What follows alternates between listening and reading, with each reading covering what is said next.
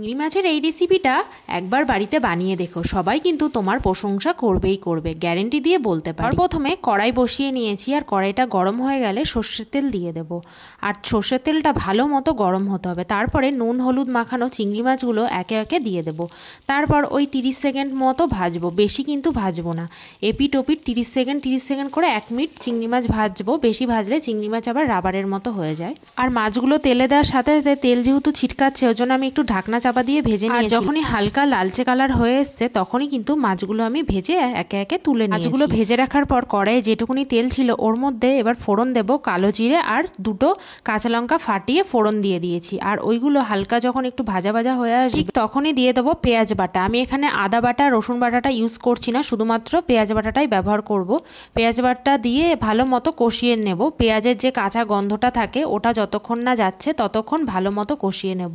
আর পেঁয়াজের কাঁচা গন্ধটা যাওয়ার পরে এরপরে দিয়ে দেবো টমেটো বাটা। এমন একটা জিনিস যতটা তুমি ধৈর্য দিয়ে ভালোবেসে করবে ততটাই কিন্তু সুস্বাদু হবে। আর গ্যাসের ফ্লেমটা আস্তে করে রান্না যত কষাবে তত কিন্তু টেস্টি হবে। তো যাই হোক, টমেটো বাটাটা দেওয়ার পরে একটু কষিয়ে নেব। একে একে মশলাপাতি দিয়ে দেবো। মশলাপাতি বলতে নুন আর হলুদটাই দেবো। অল্প হলুদ ইউজ করব, বেশি হলুদ আমি এখানে দেবো না, যেহেতু এরপরে পোস্ত বাটা দেবো। তার জন্য পোস্ত দিলে হলুদ ব্যবহার না করলেও হয়, তো অল্প একটু দিলাম, যেহেতু হলুদ ছাড়া খাবার খেতে। এখানে আমি ঘন্টাখানেক আগে সর্ষে পোস্ত কাজু বাদাম ভিজিয়ে রেখেছিলাম।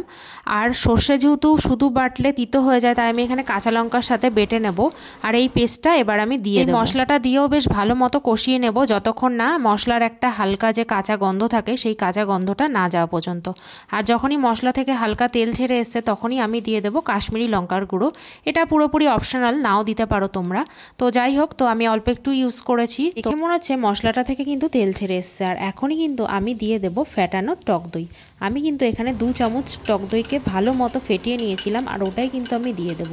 আর এই টক দইটা দেওয়ার সময় গ্যাসের ফ্লেমটা যেন সব থেকে কম থাকে। গ্যাসের ফ্লেম যদি বাড়ানো থাকে না, টক দইটা দেওয়ার সাথে সাথেই কিন্তু দইটা কেটে যাবে।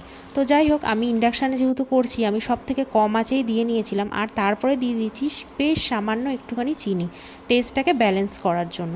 তারপরেই দিয়ে দেবো ভেজে রাখা চিংড়ি মাছগুলো। আর চিংড়ি মাছগুলো দেওয়ার পরও একটু হালকা আলতো হাতে কিন্তু আমি কষিয়ে নেব। 2 থেকে 3 মিনিট কষালেই হবে, বেশি কষানোর কোনো প্রয়োজন নেই। তো যাই হোক, মশলাটা যাতে চিংড়ি মাছের মধ্যে ভালোভাবে ঢোকে তার জন্যই এটা করলাম। এরপরেই দিয়ে দেবো ওই 2 কাপ মতো গরম জল। গরম জল কিন্তু অবশ্যই দিতে হবে। গরম জল দিলে কিন্তু রান্নার টেস্টটাও ভালো আসে আর রান্না তাড়াতাড়িও হবে, ফুটবে তাড়াতাড়ি আর কি। তো যাই হোক, গরম জলটা দিয়ে 2টো লঙ্কা ফাটিয়ে দেবো, ফ্লেভারের জন্য এটা দেবো।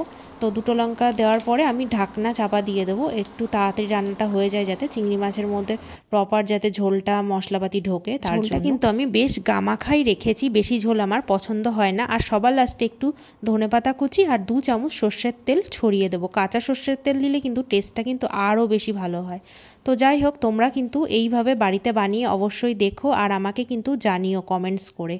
তো তোমরা কেমন খেলে আর কি, বাড়িতে বানাবে তোমরা, তারপর আমাকে জানাবে। তাহলে কিন্তু তোমাদের চিংড়ি পোস্ত রেডি। আর আমি কিন্তু এটা গরম ভাতের সাথে খেয়েছিলাম, দারুণ হয়েছিল কিন্তু।